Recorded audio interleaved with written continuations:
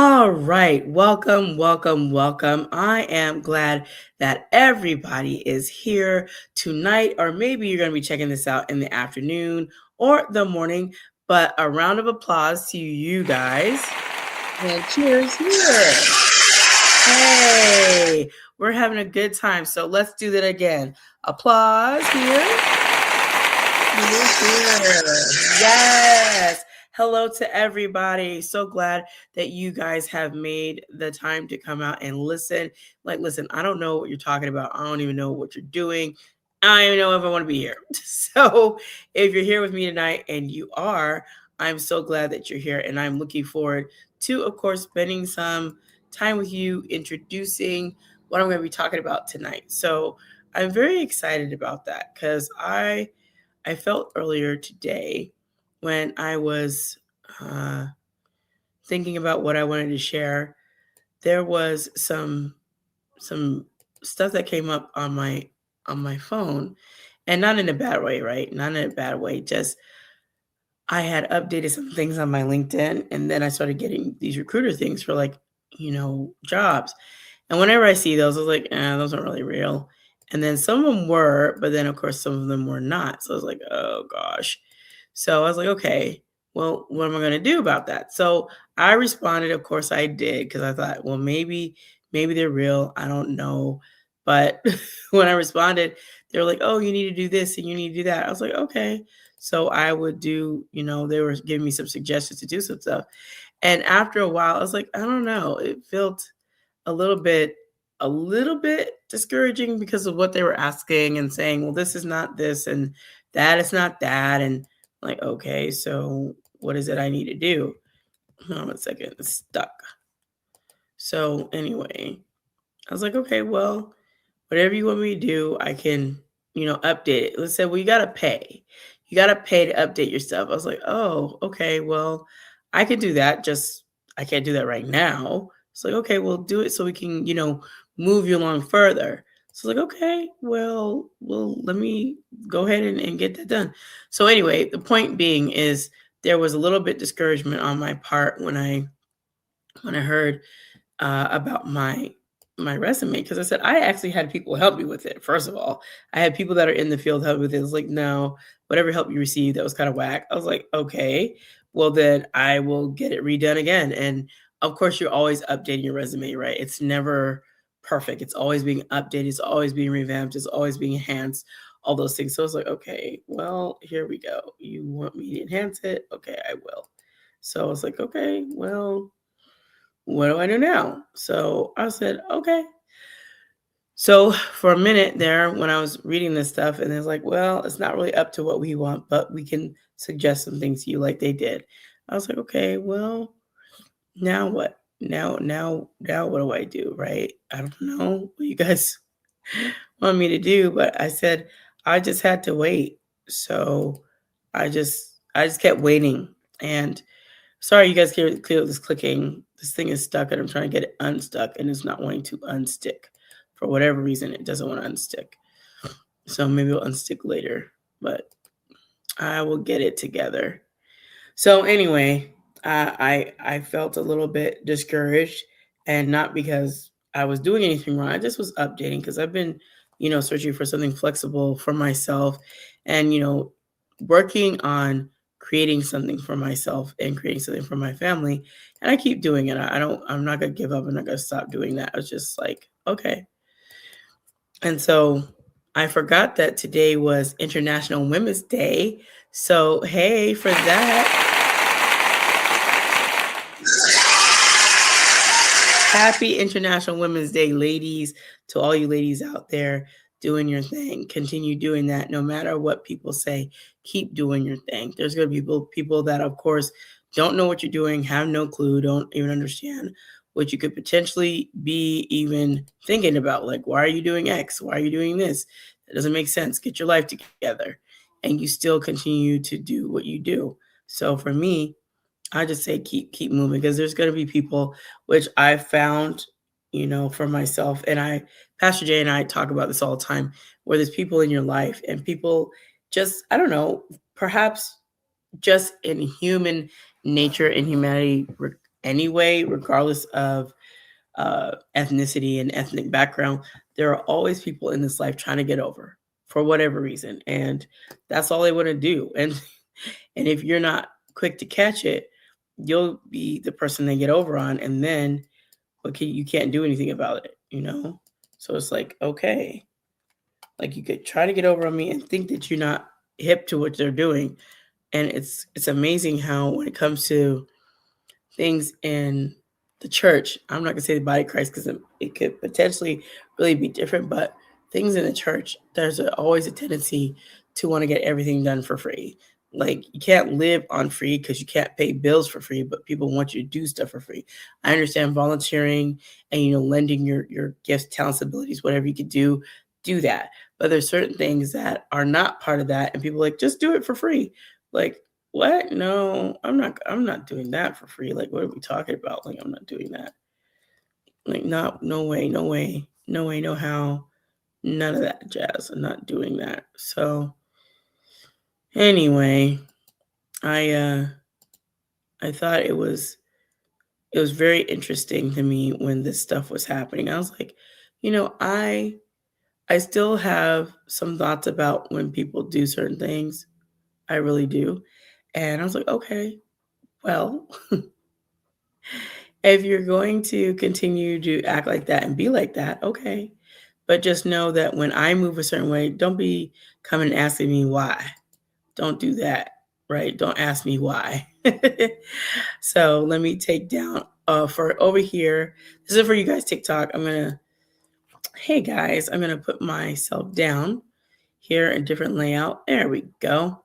And put my comments up so I can comment if I need to, if need be. So anyway, as I was sharing, this is one of those GGTHW DV night talks, and it is a talk for encouragement, along with International Women's Day, right? And for those of you that have amazing women beside you, and you rock with them and you support them, continue to do that. And for those men that are you're just amazing. You're an amazing friend. Maybe you're an amazing husband. Maybe you're an amazing fiance. Maybe you're an amazing boyfriend. Continue being that, because when you look out here in this world, there's a lot of not amazing people. Okay. And there's a lot of not amazing men. But for those of you that stand on who you are and how you are with women, don't change that. Don't let any of these other men, with whatever they're saying that you're simping or whatever the terminology is, just don't listen to them either. Continue to support your wife, your girlfriend, your fiance, whomever, your aunts, your sisters, your cousins, and be there, right? Be there. And same thing for women. Be there and continue to support your husband. Always be there for your husband, right? Friendship is a little bit different, but be there for your husband. Be there and be a support. And he knows that he can count on you. So women do a lot. We do a lot. And sometimes we are our hardest critics on ourselves about what we're not doing, where we're lacking, where we're slacking, where we're falling short. And anybody else who just says that, that just adds to it. Like, look what they said, look what they did. And I'm already thinking about this about myself. Sometimes we run ourselves down too much, too ragged.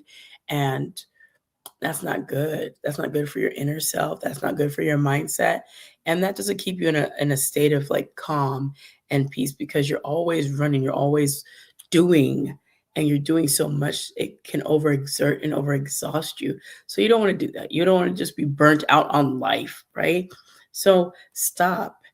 Take time to really go smell the literal flowers. Take time to go out into nature. Take time to color like I do. I do that. Take time to do your hobby. If that's not your hobby, that's okay. Go do your hobby.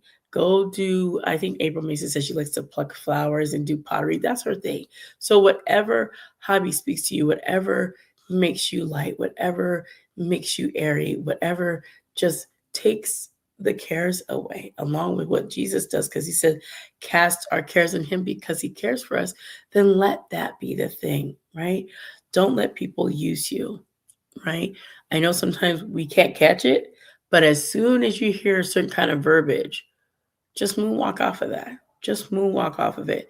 And for me, I've heard it enough to know it comes in different packaging. You may not know it, but it's clearly evident what people are asking for, and they're not saying it 100% to you, but they're saying it in a very covert way. So you're not gonna notice it automatically, but keep your ears tuned in to what's being said.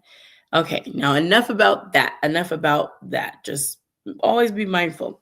So, what I am going to read to you guys today is Joshua, from Joshua chapter 1, verse 9. And it says right here, because I have it, it says, "Have I not commanded you? Be strong and of good courage. Do not be afraid nor be dismayed, for the Lord your God is with you wherever you go." See, when I got discouraged just a little bit, excuse me, earlier, because there's some positions that I was going to apply for and that people were seeking me out for. However, those positions, I've never applied for any of these positions that are like a bit of a higher level than I'm used to going for. So, of course, my resume needs to meet that level of going up. Not like I don't have the expertise, but it needs to reflect, it needs to show that that's there. With all the things I do, it's there, but it's not representative in, documentation. So anyway, that's going to be something I work on and get that up. But I wasn't thinking it was going to happen because of like, the the job market is very competitive.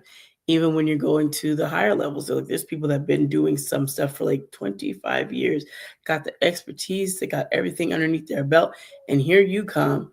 Like, where's your expertise? Well, I have it. You don't have it at this level. Okay, but I do have expertise though. And it can be at that level. It's just saying, like, don't hire her. Like, like, okay. So anyway, I just know that the Lord is good. And I pray not expecting him to not show up. I pray knowing that he will, knowing I believe, knowing I trust in him, knowing he will come through. Hey, Big Mitch, how are you? It's been a long time. How are you doing? So I know he's going to come through. So one of the things that I realize is that when I go back and I go back into my remembrance and I recall how the Lord showed up for me, I said, God's always been there. There have been times when there's been nothing, and I mean zero, nothing to eat, zero, nothing to have, zero money, just down bad. Okay. And somehow, some way, the Lord always made a way and showed up provisionally. Somehow. And I would just continue praying. Even in my tears at that time, I continued to pray. Because one thing that the old school song says that Dottie people used to sing, he's an on time God. He may not come when you want him, but he'll be there right on time. So he sees where you're at. He knows what you're going through. He knows the situation in which you're at right now. And it's not a surprise to him. He knows. He can see. He's very much aware. God is a sovereign God. He knows everything, does everything, is knowing all things. So whenever I find myself in a little bit of a discouragement, I look to this passage. I also put that verse in my book, The Gift of Finding God's Love, Guilt and Shame Turned Into My Shine, where you guys could get it on Amazon, Barnes and Nobles, all those things, and in audio if you want on Audible. But I have to really reach down and reach into my memory bank. Like, how did the Lord do that? Because I've been in other places and the situations were worse, extremely worse. But the Lord, he showed up. He showed up. He showed up at the time he needed to show up. For the time I needed him, he was right there. Like, the Lord is not wondering why. And for me and for you, if you're a believer, our job is to stay faithful and have faith in him, not faith in us. I don't have faith in me. I know there's things I can do, but in all of my own strength, absolutely not. Absolutely not. Because there's going to be a place where I know I'm going to fall short for myself. I know I'm going to fall short for a friend. I know I'm going to fall short for people. But you know what? When you have that love, when this pastor was talking about that today, when you have that love and you're a Christ ambassador, you're going to show that love. You're going to care about people, and you're going to care that you're not going to be mean, and you're not going to go off on people because you care. Now, I'm not going to say you're not going to stand up for yourself. You're not going to be like a doormat, but you're going to lovingly say, no, thank you. However that comes out. And you may not say, no, thank you. Like, that's not my season for that. Or however you say it, right? You just know that you're not going to allow people to say and do things, and you just sit there. See, the one of the things that I realize for me is that there is always a reason why you're going through a certain test. God's testing us. Why? He's testing our faith. He's testing our perseverance. He's testing our endurance. He's also testing our our character. Our character is being built and shaped by this. What are you doing in the testing of your faith? Are you sitting there mumbling, grumbling, complaining, and not being discouraged? Is just sometimes I think it's just momentary, but from discouragement, are you dropping all the way down to hopelessness and despair? Like nothing will ever get better. It'll always be the same. God's not going to show up for me. He don't hear me. I pray. He don't listen. He's not around. He like that will be the quickest way to show where your character is. It's going to show where your heart is for God and what you believe. And really that's unbelief because you don't believe in the God who is the God and creator of the universe. You don't believe that he's doing anything. You don't believe he's working behind the scenes. You don't believe he's making a way. You don't believe he's a way maker. So in that regard, then you doubt everything. You doubt the word. You doubt the people. You doubt everything. So you have that cynicism and you have skepticism, and you have all those things against the Lord. But then you want to pray and say, Lord, bless me. Why? You don't believe that I can help you. Hey, Celine, you don't believe that I can help you. You don't believe I can help you. So why are you praying to me? I mean, if I were the Lord, I'd be like, don't pray to me, be quiet. But you don't believe that I can help you. You don't believe that I will. I commanded you not to worry, but here you are once again worrying. Have I not saved you from that one time?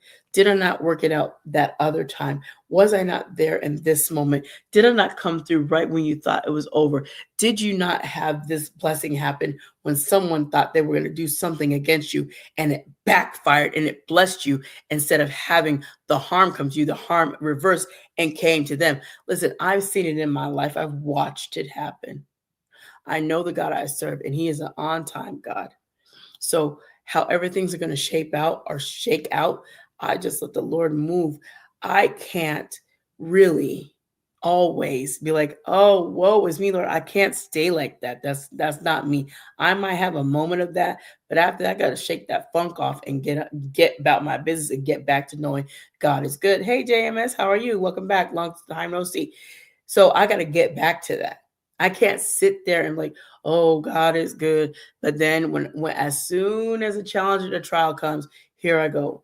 Man, Lord, don't care. Lord, this. Why can't I get this together? Why he can let me sit like this? I thought the Lord is good. I thought the Lord knows. I thought the Lord is sovereign. I thought the Lord is omnipotent, omniscient, omnipresent. Where he at? Where he at? God, can you help me, Lord? What do I do? What do I do? I can't be like that. I really cannot. I have moments of that, and I need to go through whatever that is, if it's a day or two at max, and then I gotta snap back to reality.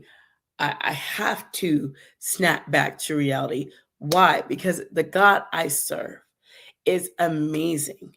Yes, I got challenges. I'm not saying I'm rocking around here on sparkles and floating on clouds and ain't nothing going on in my life.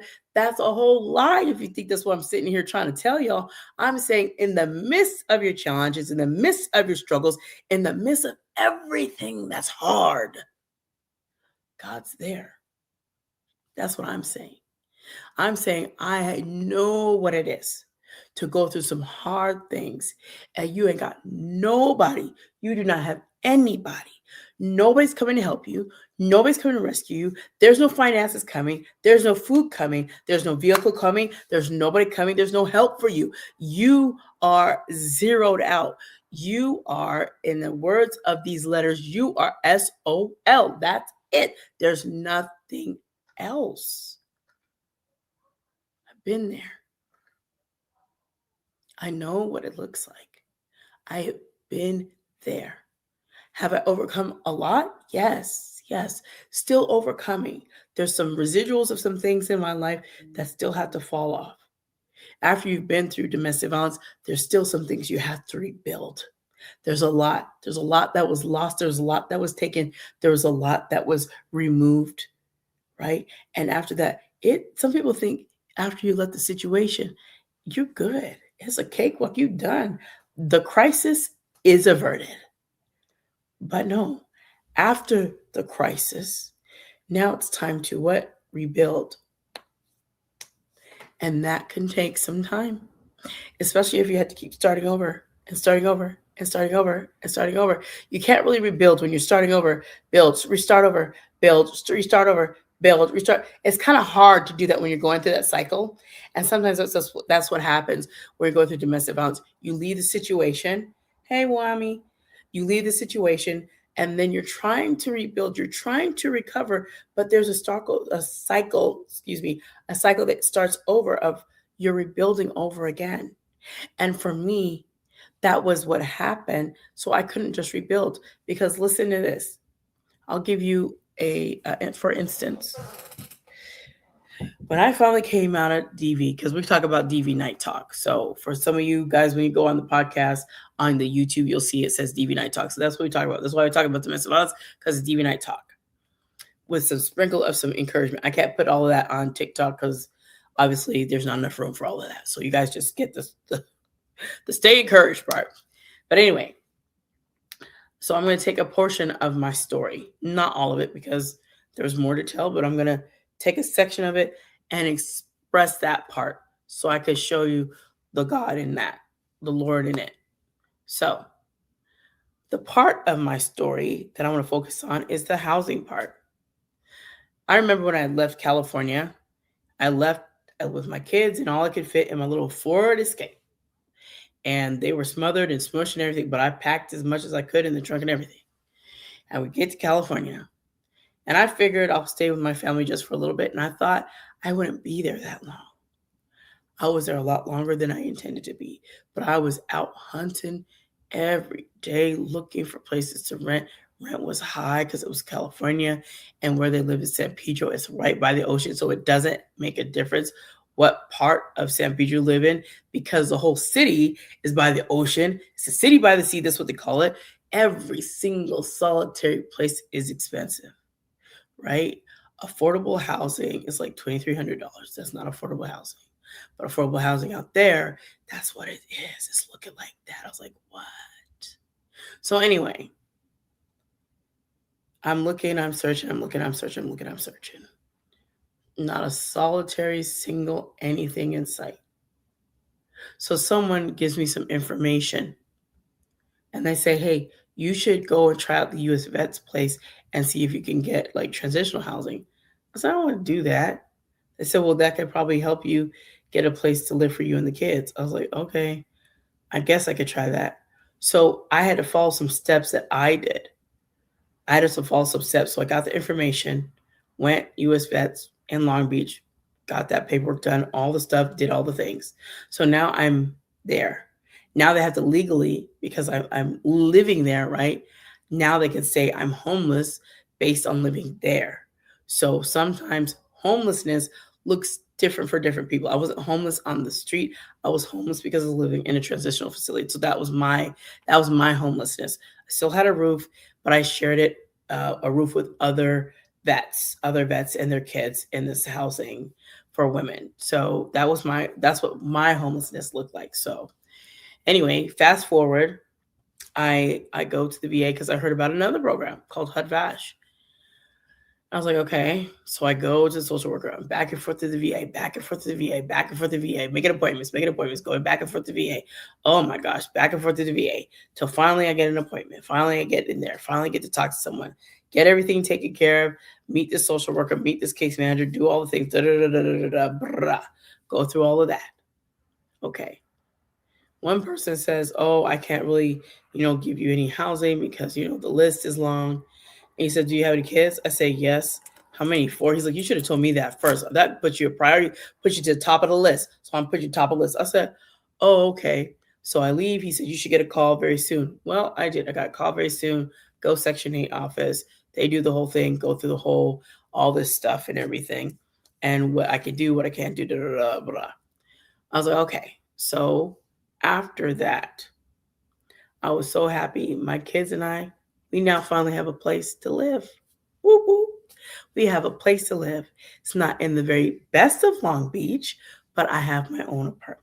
I can now move out of my mother's place. Well, with that, I only came with the clothes and my kids. So when I moved into the apartment, obviously we have no furniture. Right? We have no furniture. So another thing that happened is this is all God working this all out. So I'm saying this because God knows what you need when you need it, and things just line up when He does it. It's not because of me, because I'm not knowing this stuff is happening. So someone said, go to this seminar. It's going to teach you what you got to do. Da, da, da. You must go as required. So they said there's a program called AMVETS, and they may or may not help you furnish your house. They have to say that because they can't really guarantee it. So they said they may or may not.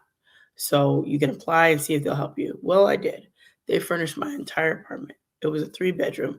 They brought beds, box springs for everybody, rugs for all the rooms, which were only 3, a rug for the front, dining room table with 6 chairs, brought something to sweep and clean up, and it came from the NFL. They donated that. And then they had a couch, which was a little small sectional that came with a coffee table and even some little faux plants to decorate the home. My home at that time, that home there was furnished. I didn't pay a lick for anything. I was like, God, thank you. Thank you. And I had told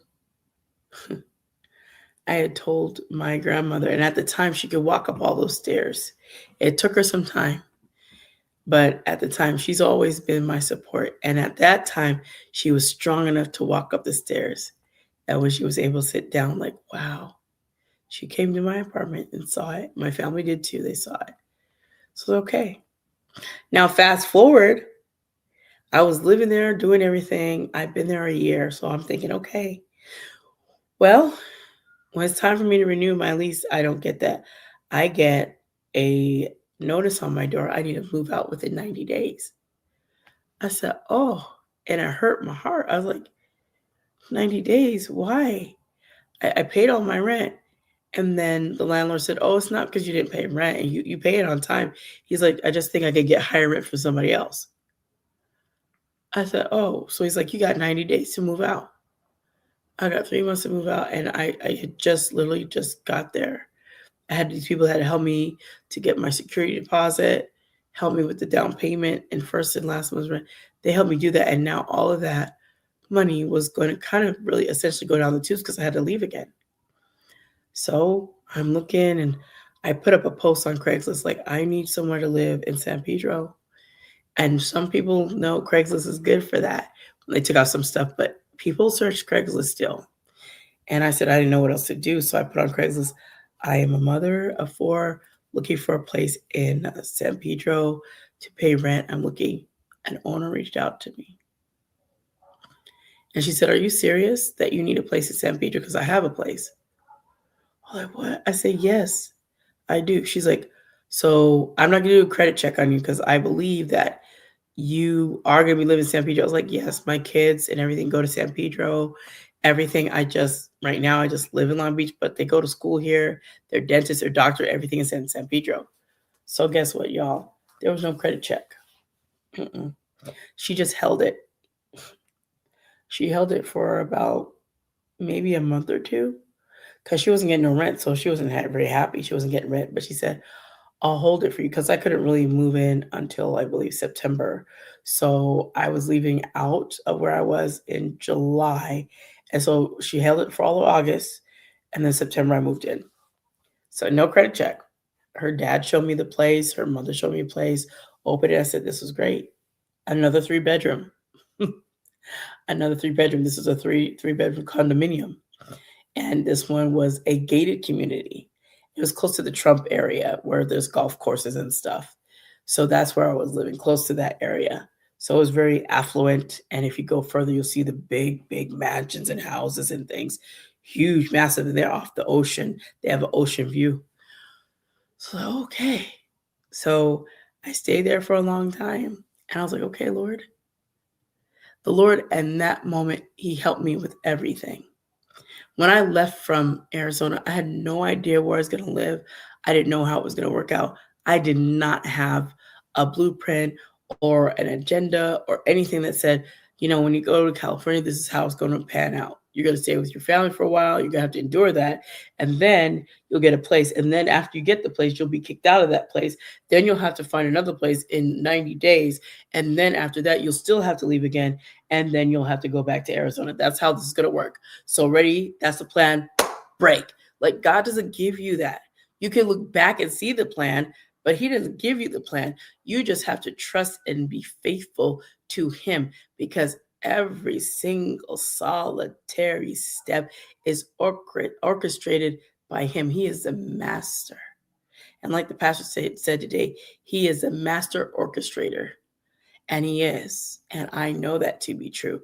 Now, as I'm sitting here and talking to you guys, I'm not discouraged to the point that I'm depressed. I was just like, well, my resume is not up to snuff. Yeah, I could get it fixed. I'll just have to wait and get it updated. But I'm not going to be in despair, because God is still good. He's still good no matter what. And my job is to be faithful. And I'm going to be faithful no matter what it is. And I'm going to be praying to Him and thanking Him and remembering that He's a good God. And people sometimes, they don't know. Like when people don't know your story, they don't know why you give God the glory. But I'm going to tell you that He woke me up many times. And I'm like, Lord, I'm still here. Praise God. Praise God. Because there's days I know I could have been dead. Absolutely. Absolutely. From car crashes, unconscious on an asphalt when I was younger, from a rollover accident. When there's a rollover, normally, everybody is either very severely critical or everybody has been unalived by that crash. Only one was unalived, and that was my granddad. And it was sad that happened, and that was my 13th birthday, so I'll never forget it. However, I am still thankful. Hey, Janelle, I'm still thankful. God is still yet good. So when people tell me they don't believe in God, that is fine, oh, fine, oh, fine. But I will share with you what I know and what I believe about the Lord Jesus. Now, if you do not want it, God love you. God bless you. But I'm not going to try to twist your arm. I'm not one of those people. I'm not, and I never have been, and I never will be. And God doesn't call us to do it. Jesus didn't call us to do that. He said, share. And if somebody doesn't receive you, shake the dust off your sandals and keep it moving. They don't want to hear. Why are you going to sit there and antagonize the person? If they don't want me, they don't want me. And my word stands true. If you don't want me, you stand condemned. That's it. That's all, period. Next. It's not rude. It's just the truth. If someone wants to be your friend, they'll be your friend. If they're like, I don't know, I don't think I want to be your friend. Okay. No sweat off my brow, no sweat off my nose. That's okay.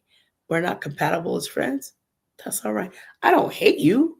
Just we don't do life together like that. We're not friend compatible. We're not friendly, and we're not compatible in friendship. And that's okay. There's certain friends that are compatible with my personality. And that's it. They understand the inflection in my voice, the excitement in me, the all of that. And I don't have to tone myself down for them because they know. Like the other day, it was yesterday. I was talking to Pastor Jay about something with BSF, and he had to tell me, okay, now get yourself together, take some deep breaths, woosah, and do what you gotta do. He understands.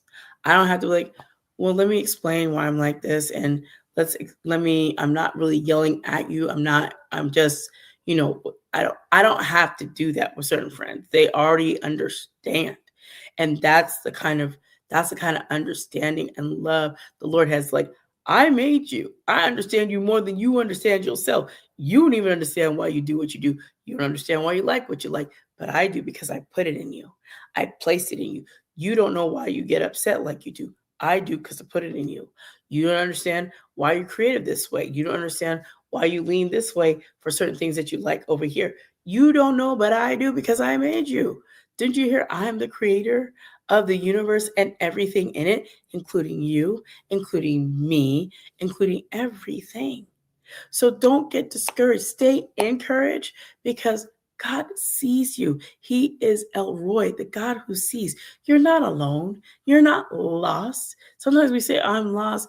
No, what that means is you haven't really decided which way you want to go. And sometimes you actually do know. Hey, Calypso, long time no see. How are you, love? Sometimes you already know what you want to do. Sometimes it takes a little bit longer to go down that journey, but that doesn't mean you don't know. You're still figuring things out. So to say you're completely lost and you have no idea, I personally would beg to differ. You're probably just figuring things out, and that's okay. Nothing's wrong with that. Figure it out, and then after you figured it out, God's got you, right? So if you like what's being shared here, let me pause for a minute because I haven't reset, but I'm going to reset right now. My name is T. Drake, Podcasting Godmother Connection. The name of my podcast is God's Gift Through His Word. If you've never heard it, check it out on Spotify. You can also check it out on, of course, YouTube and Facebook. If you are there, definitely like, share, comment, do all the things, I appreciate it. And if you're here on TikTok, tap the screen, give it a little heart if you like the content. If not, I still appreciate you being here. Just come back for another DV Night Talk because that's what we do over here in these streets. Now, with that being said, I will get back to our DV Night Talk. Like, once again, you're like, DV Night Talk's not showing up on TikTok. Well, once again, I can't put that whole thing. So if you go to YouTube, you can see it says GGTHW DV Night Talk. It just can't put all of that and then say Stay Ecourged. That's too much. They only give you 32 characters. So what can I do with that? Hey, Samantha. So anyway, I was thinking about all of this stuff because there are people that will say all kinds of things, and we know this, right? But you stay encouraged because you have everything you need. And I know people say that, but they really do mean it. And it really is true. God has given you everything. He's giving you a mouth, He's giving you your hands, your eyes, your feet, everything. He's giving you talents, and He will bless your hands for what you do. If you commit everything to Him, He's going to light your way. He's going to guide you. You don't need to lean onto your own understanding. And don't. The word says don't. Do not lean onto your own understanding, but in all your ways acknowledge Him, and He will direct your paths. It says it in the word. So when you do that and you say, I'm not leaning on me because I don't know I will mess it up, but I'm going to lean on the one who leads me, who stands with me, who goes before me, who will uphold me with His righteous right hand. I don't need to be dismayed because there He is. He is going before me. He has seen to days and weeks and months and years that I don't know of. But He's already been to that day. He's already been to that time. He already knows the people that are going to come into your life in what year. They're going to be new to you. You don't know them, but He's got them in your life coming strategically at different times. You might see someone in 2027. They're not going to be in your life in 2026 because it's not that time. But in 2027, you'll see them. 2025, you didn't see certain people. 2026, here they come, right? Here they are because that was their time to show up in your life now. The Lord brings people in your life when it's timing. It's His time, not yours. Like, Lord, why did you bring that person to me a long time ago? I could have used their help a long time ago. No, you weren't ready anyway. If I would have brought them to you at that time, you would have messed it up. You would have had a nasty attitude, a nasty disposition, being rude, cussing them out, all the things. But now in this season, man, you love me so much.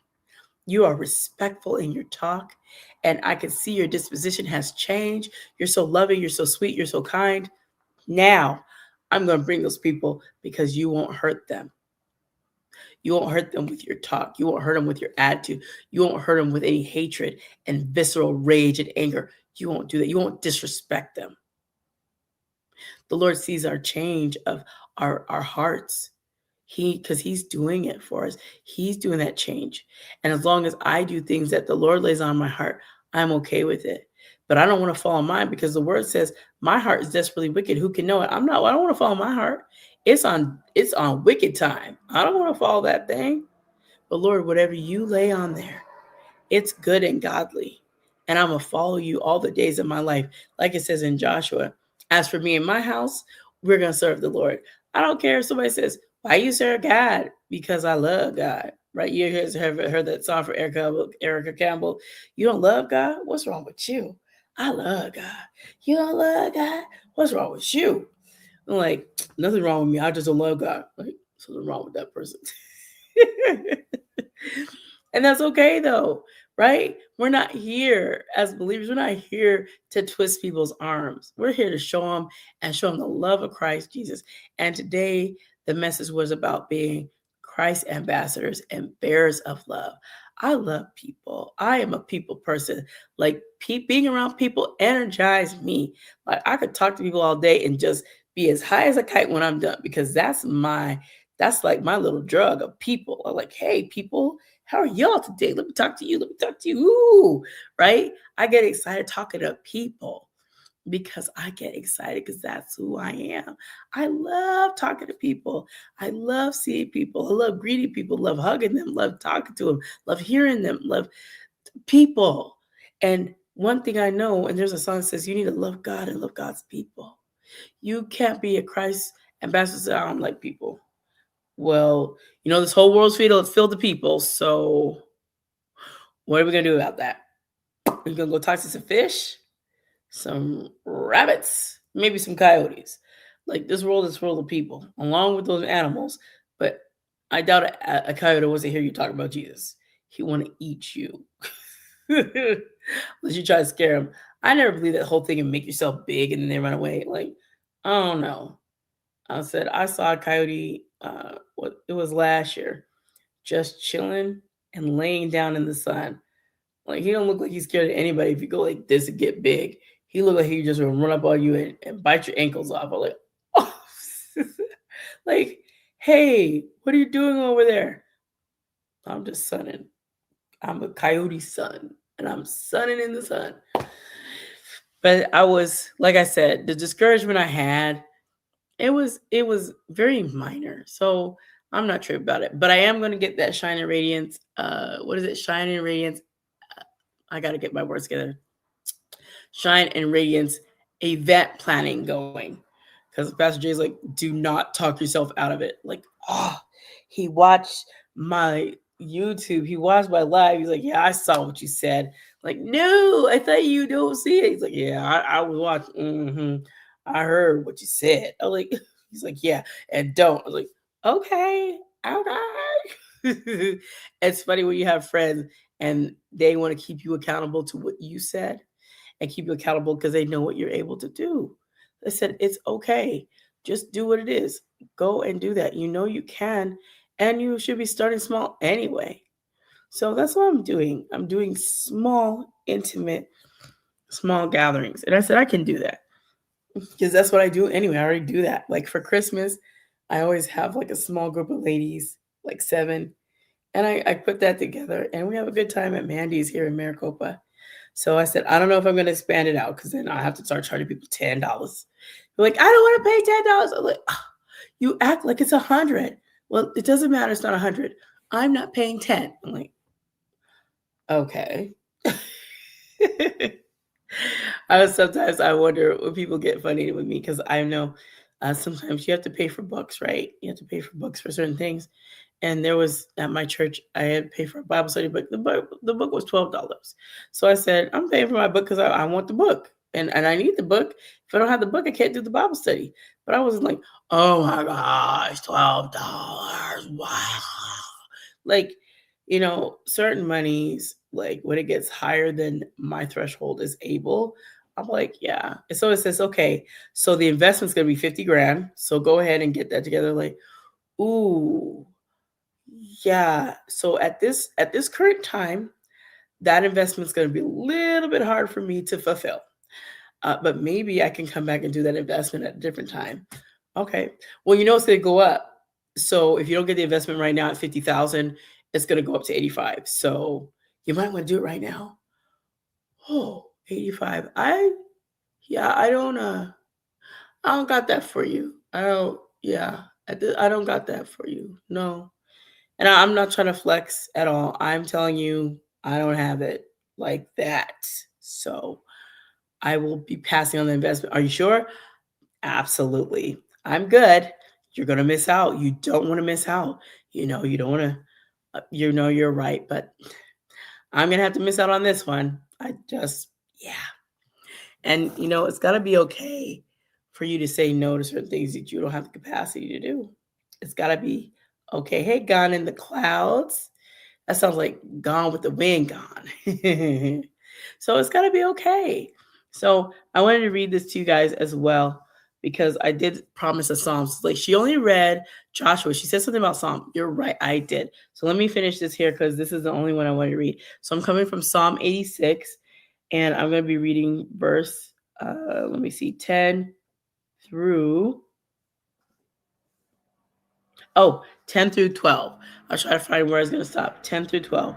So this is what I'm going to read. So once again, Psalm 86, verses 10 through 12. So it says, "For you are great and do wondrous things. You alone are God. Teach me your way, O Lord. I will walk in your truth. Unite my heart to fear your name. I will praise you, O Lord, my God, with all my heart, and I will glorify your name forevermore." Right? So that's it. I will be praising him forevermore and glorify his name because God is greatly to be praised. Hey, your girl, what's going on? So, Uzili. So I wanted to get on because I was researching something because I got a talk that I have to do. It's a very short talk for March 16th. And I was thinking about all the things I'm going to be saying. And I was getting it together. So now I have to get the slides and everything together. But as I was thinking about it, do you know that when you share, whether it's here or YouTube or podcasts, do you know that people will connect with you and start to trust you because they start to see you and they start to know you and they start to recognize he is a person I could trust. She is a person I could trust because she's going through some hardships and she's not thinking the funk. She or he is not acting out here like everything's all hunky-dory and gravy and they got a care in the world. They have no problems. No. I know where I lay my problems down. I don't act like I don't have any. That's fake and phony. Hey, FW Robin. Hey, Bella, the person.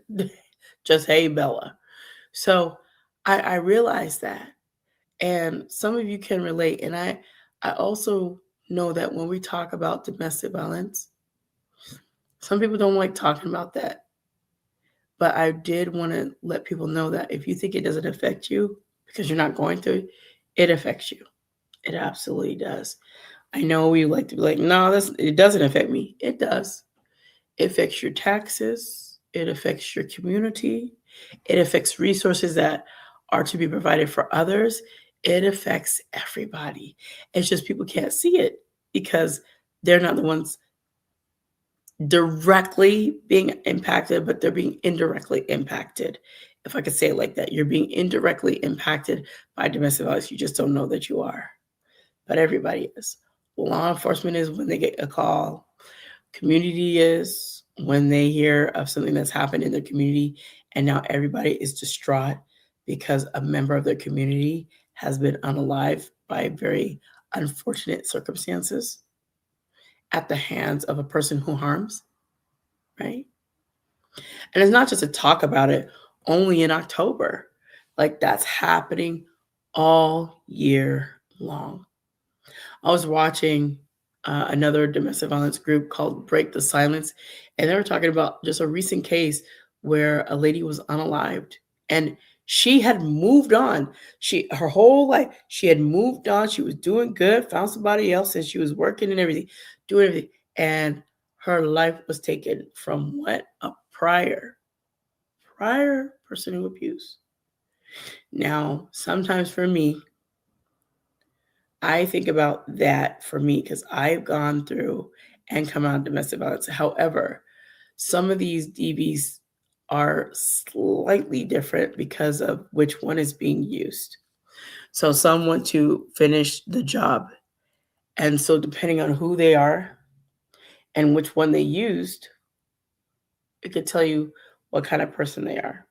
So for me, I remember I had called the DV hotline, the domestic violence hotline. And you guys can look that up because I don't. Do I have a number? So 1-800-799-7233 safe, I think. But I'm gonna get that for you guys. Let me look that up and I'll give that to you guys while I'm talking. But anyway, when I called the domestic violence hotline and I had told the rep on the line what kind of was it, she's like, can you tell me what kind of domestic violence you were in? And I told her, she's like, was there any strangulation involved? I said, yes. She's like, okay. She's like, I know you won't want to hear this, but I do have to share it. I was like, you have to share what? Because I'm calling for resources to get myself some help. She's like, well, I just want to let you know that the strangulation one is kind of the highest tier. I was like, what do you mean the highest tier? They got tiers of it? I thought they're just all one and the same. She's like, no. She's like, the one that you had, sometimes the person tends to come back to finish what they did not complete. I said, what? And she's like, yeah, they'll come back to finish what they didn't complete because they literally wanted to watch life leave your body. Like, okay. So with that, I said, that's not good. So when they were talking about it, they were sharing about, so what do you do if that's been part of your case? They said, if you've had that, I was like, I'll walk around, what, hyper vigilant all the time? Because I said, I still have to live my life. I can't be stuck in, oh, he may or may not pop up. And he does pop up. Every now and again, he pops up and does a little strange, right? And it's not fun when he pops up out of the blue.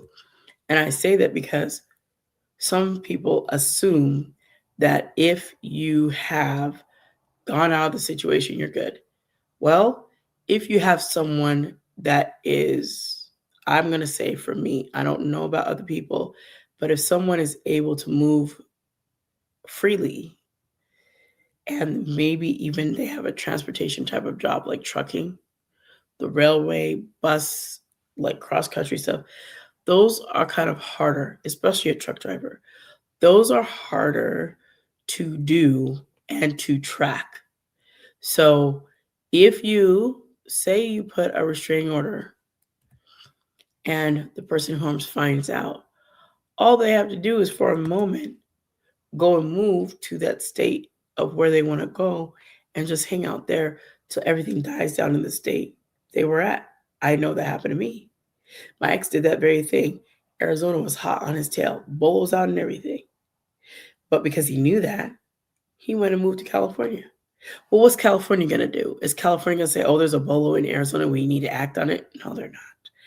There's nothing going on there. You didn't do the crime there, so they're not looking for him there. Why? He didn't do anything there. So one of the things that I liked, but then needs to be definitely upgraded, was Tennessee brought out a DV registry, which I knew we were going to need one. But hey, Lola, the Lola AZ. If you guys ever come to Arizona, you guys got to go there. That's a great restaurant.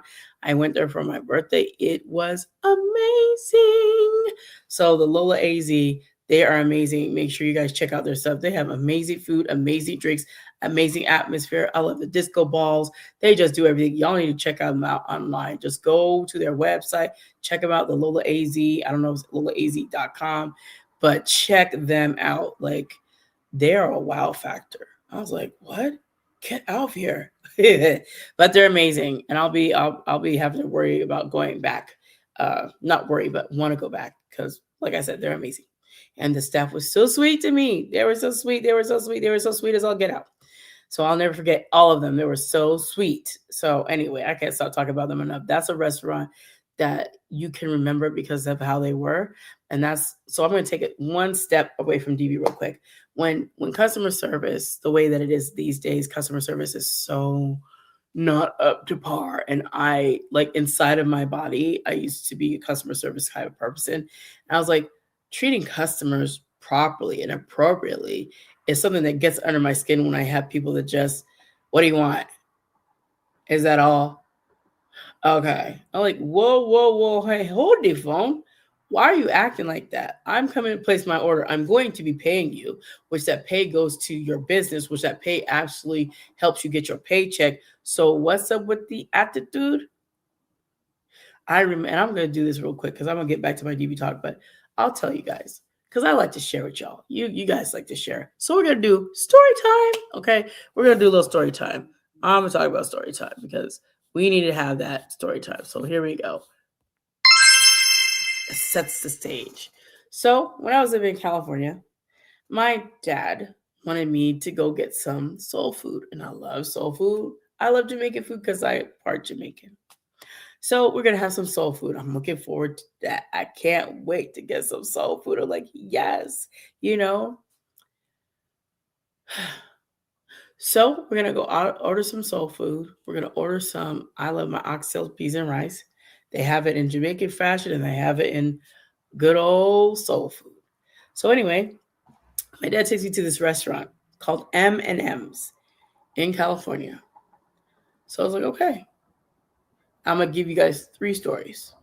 So I was like, all right. So when I get out the car, he's like, come on, let's go get our food. So, okay. So I go in. I've never been there before. My first time. I've just come from Arizona, don't have anything. I'm staying with my parents, and he loves going out to eat and get stuff. So he's like, let's get this, and I'll get some for your mom and everybody else. So he orders his stuff, but she comes to me, and so here she comes.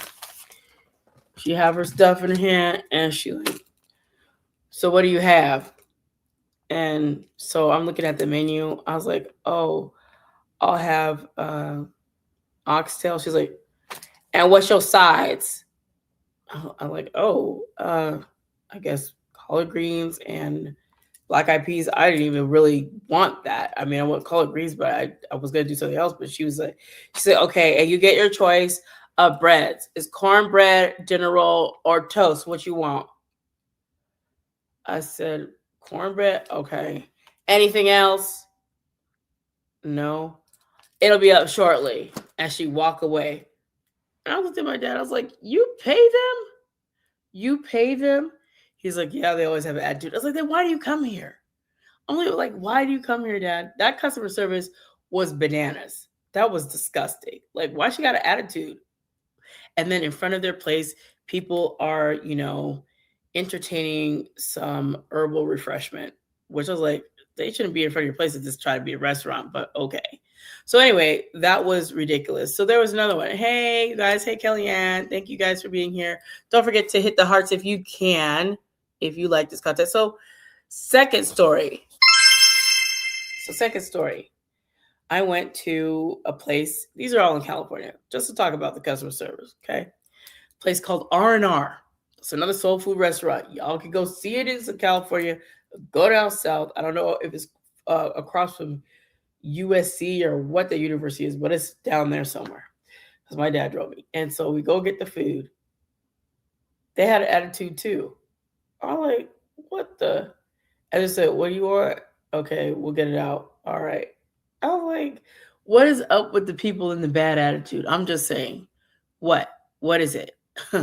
What is it? So my dad takes me to two other places, and they're the same because they're owned by the same people. They're called Dolans. Now, if you go out to California, you can know that they are still around. I don't know that all of those have been shut down, but I know there's two Dolans. He said there's another one that has another location. I don't really care because I didn't like the locations I went to the first time. The first one, it was busy and it was weird. And I got my food. Like, okay, it looked like a very miniature Furs. If you guys remember Furs, where you could get your tray and get your food and go down and everything, it was a very miniature version of that. But whatever. So then he takes me to another Dolan's because there's two that I know of. This one was down off of Hawthorne. And I was like, we're in Hawthorne for Dolan's. He's like, yeah, they got good food. So I go in, I'm in line, the line's long. They have a very, very tiny parking space. I was like, how do you even get in and out of here? So anyway, we go inside and the music's just loud. So it's my turn to order. My dad's already ordered his food. It's my turn to order. And I'm ordering. She says something to me. She's like, what do you want? And I said something to her. And she's like, what? And she's like, do you want this? And I said something like that. She's like, that's what I asked you. And I said, ma'am, I can't really hear you because the music is so loud. Why are you yelling at me? She's like, that's what I asked you. I said, whoa. I said, Dad, don't bring me to no more of these soul food restaurants. None of these. None of these. You'll have to take me to somewhere different. I don't care how good their food is. Their customer service is straight trash. It's straight bananas.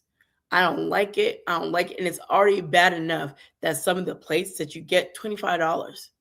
I pay you $25. I could get a whole bunch of stuff from McDonald's for $25, even though you ain't supposed to be eating there because of all the stuff. I could get a whole bunch of stuff for $25 and go over to somewhere else. Wendy's, for heaven's sake. Anyway, but I don't want to have bad customer service and have to shell up $30 for some food and you're so rude to me. I'd rather keep it. I said, I don't know what happened to customer service. Customer service went bananas. Hey, countrynow.com, what's up? I don't understand. When I receive good customer service, oh, these people don't hear about it. You know why? Because they have taken the time to care about their people. They've taken the time to care. And some of these people don't care at all. They could care less whether you come and spend a dime. Don't spend a dime. I don't care. I don't care about you. I don't care about nothing. Just give me your money, get the freak out. Like, whoa, okay.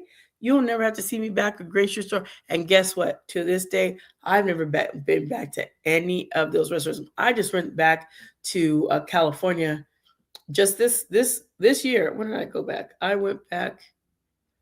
Let me see. When did I get kicked out of school? Oh, I got to remember. You guys got to give me some time. My brain's working overtime. I got to remember. Let me think.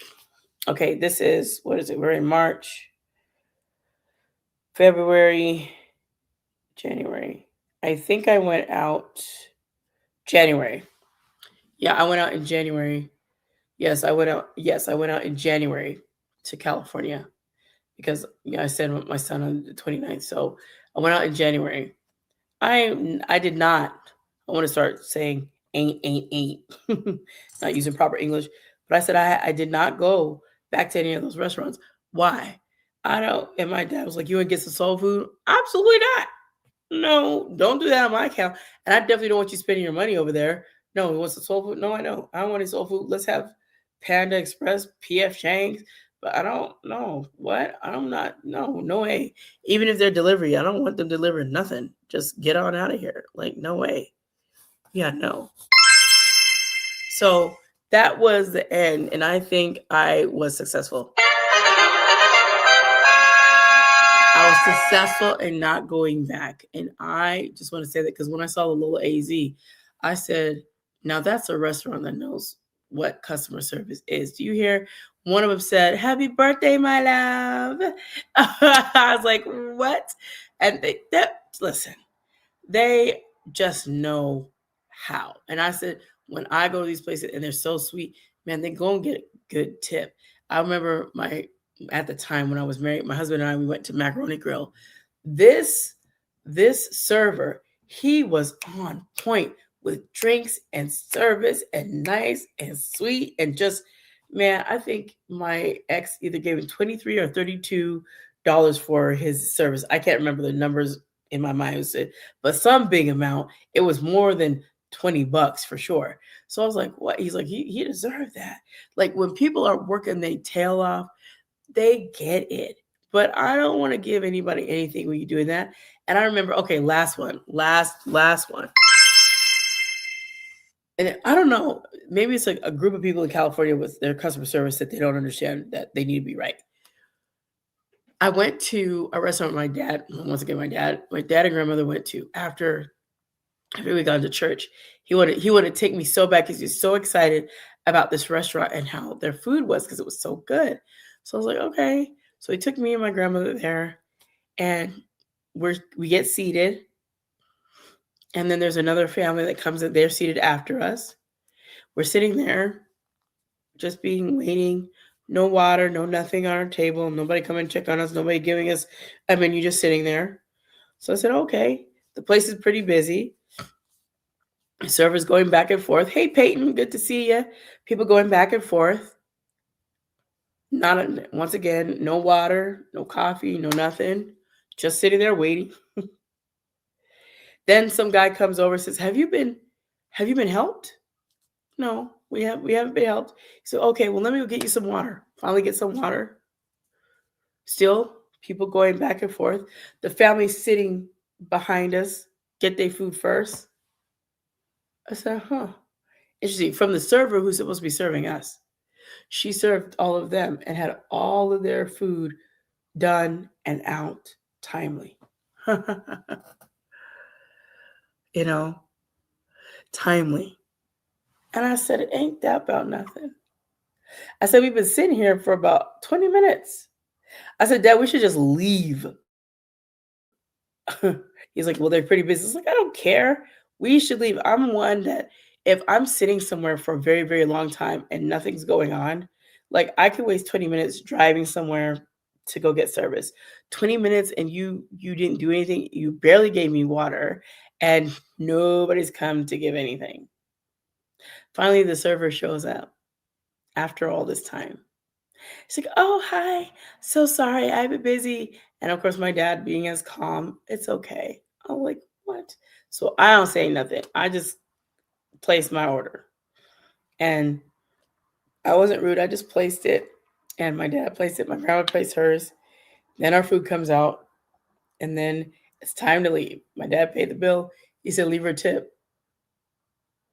I said, no, Dad. My girl, you gotta leave her a tip. Like, leave her $5. I said, $5 for what? What did she do? Did she serve and do customer service well? I'm not leaving her anything. He said, well, we should leave her something. I was like, no. They said, we'll leave her a penny.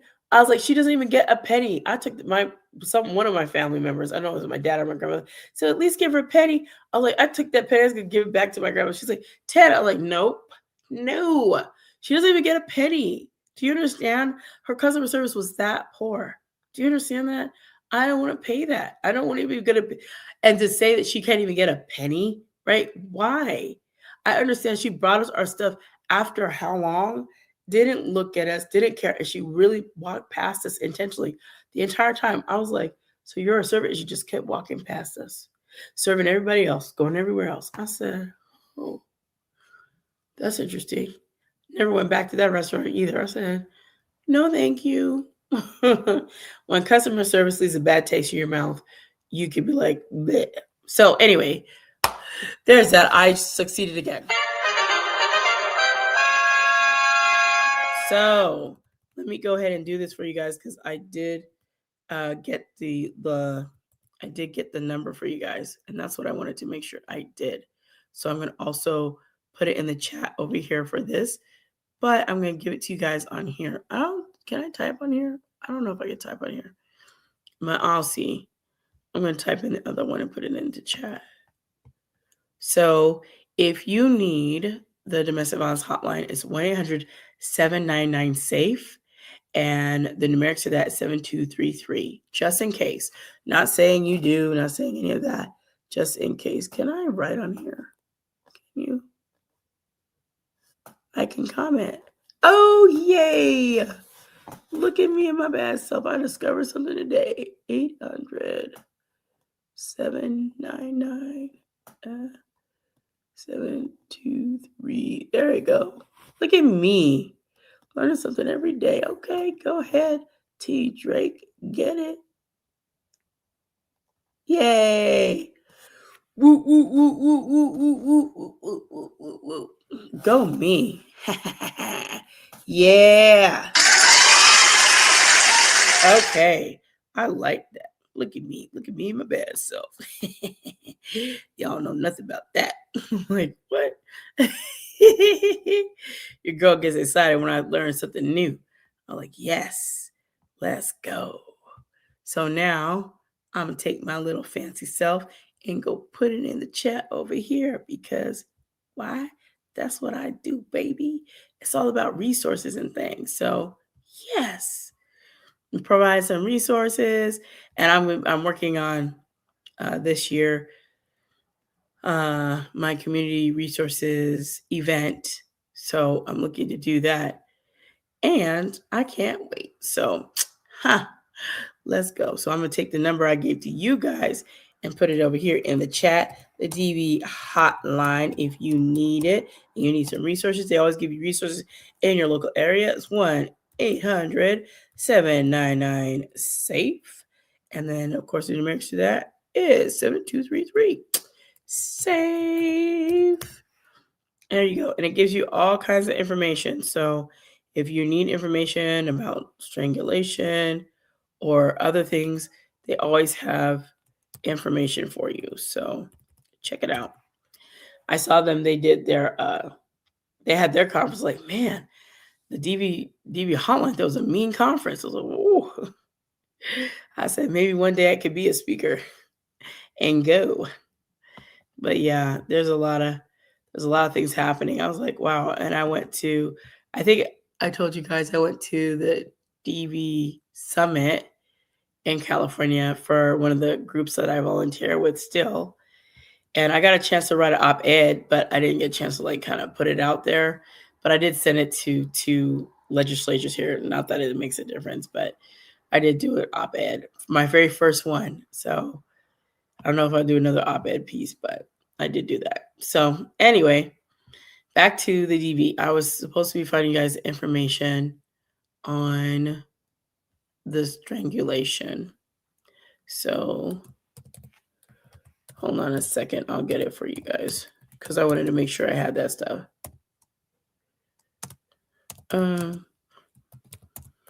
I'll read it for you guys too and give you this source.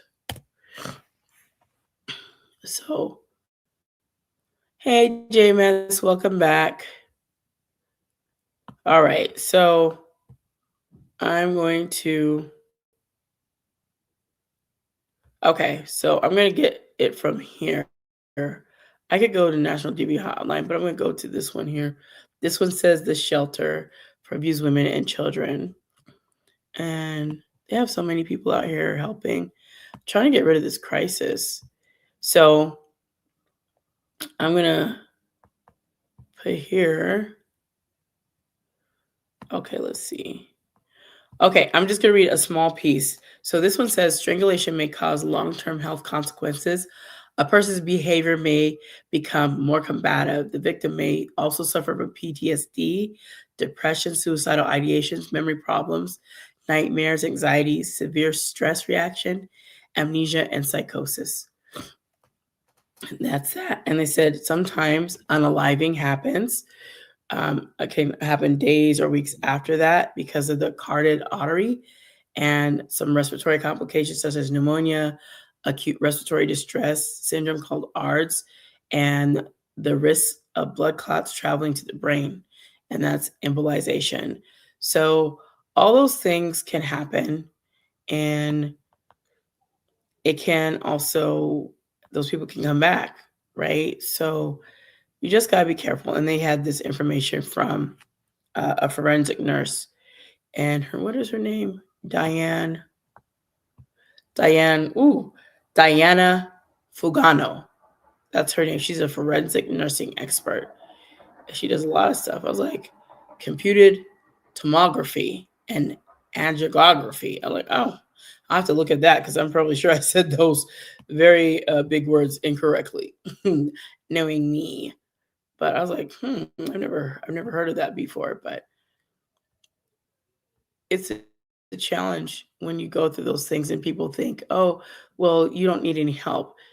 Rebuilding, it's a challenge. It really is hard. And for me, I keep going. I keep going. I'm not gonna stop.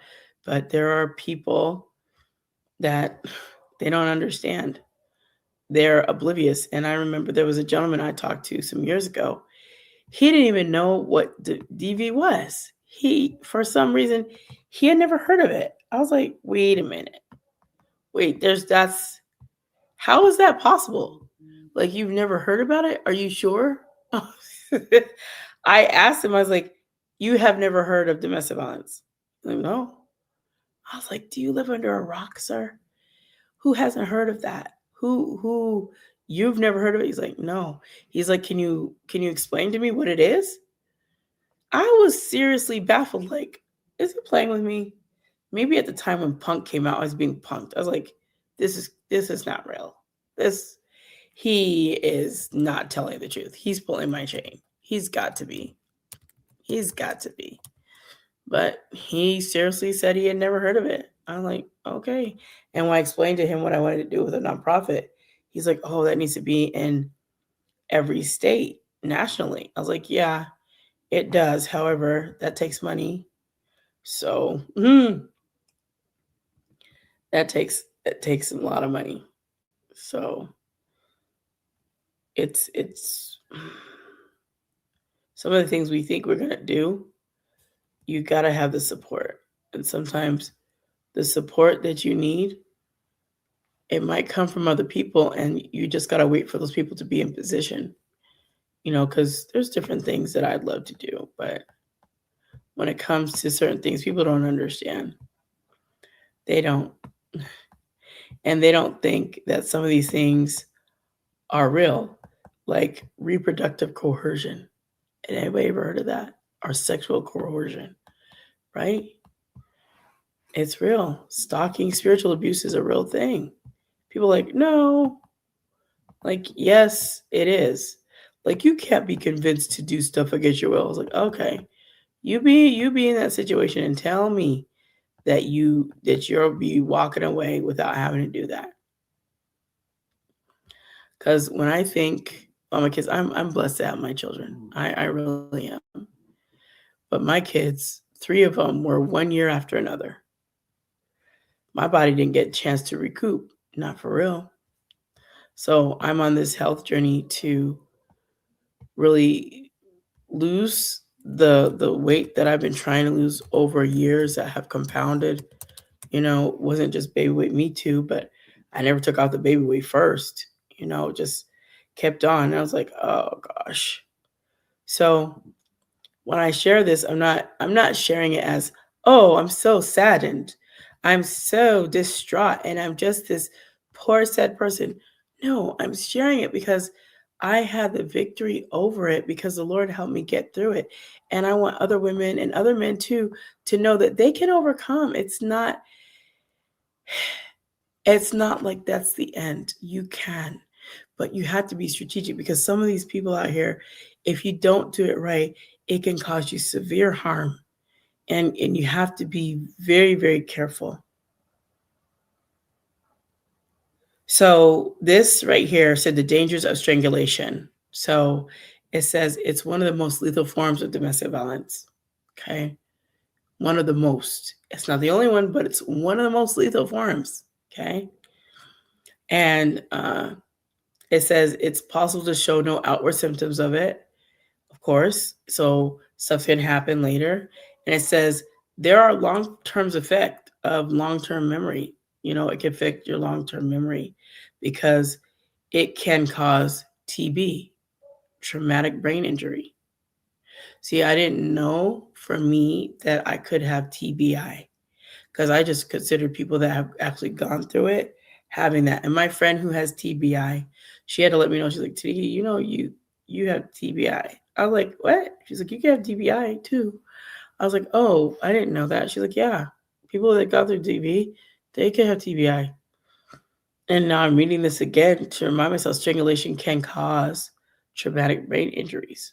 So on here it says, and this is now I'm reading from the DV hotline.org. It says the hotline.org/resources/ the dangers of strangulation / So it says strangulation is a significant predictor for future lethal violence. I'm like, oh no. So it says if your partner has strangled you in the past, that would be me, says your risk of being unalived is 10 times higher, right? The person is not done. They want to be, but somehow you live in their mind about what they want to finish because you got away. You shouldn't have been able to get away. And you did, out of their grasp, out of their reach, out of everything. And those things happen.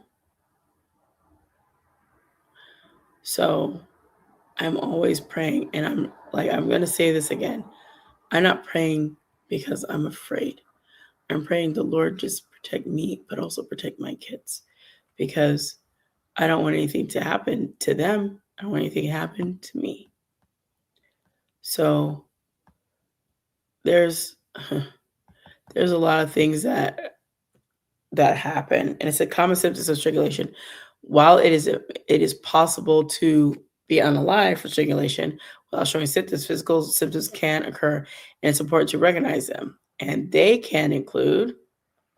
So I told somebody about my throat. It's like, that's not from that. I was like, okay. So they said it could be a sore throat, difficulty swallowing, neck pain, hoarseness, bruising, discoloration on your tongue, ringing in your ears, bloodshot eyes, dizziness, memory loss, drooling, nausea, vomiting, difficulty breathing, incontinence, a seizure, there's miscarriages, some other things, vision, such as blurriness or seeing double, loss of consciousness, all those kinds of things, right?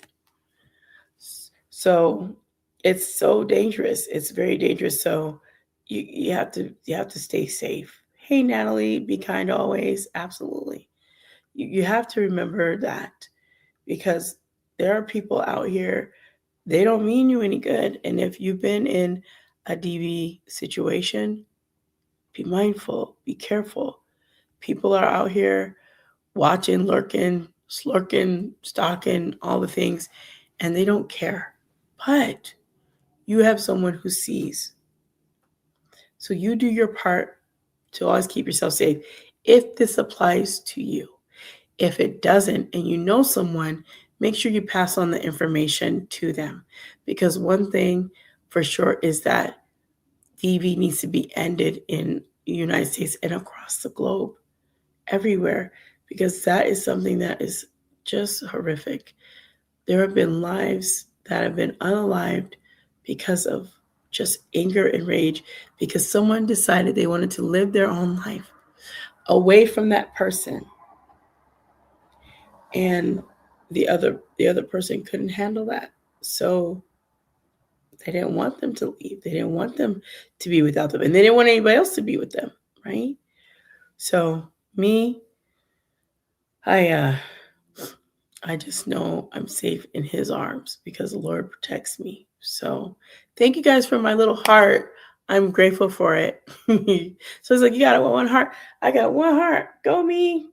Right. I'm not looking to get a whole bunch of hearts, but I did want to share this because this is super important. It's important to share this and to remind you guys that God does love you and he does care. But when you're going in some of these situations, just remember to be very careful, be mindful.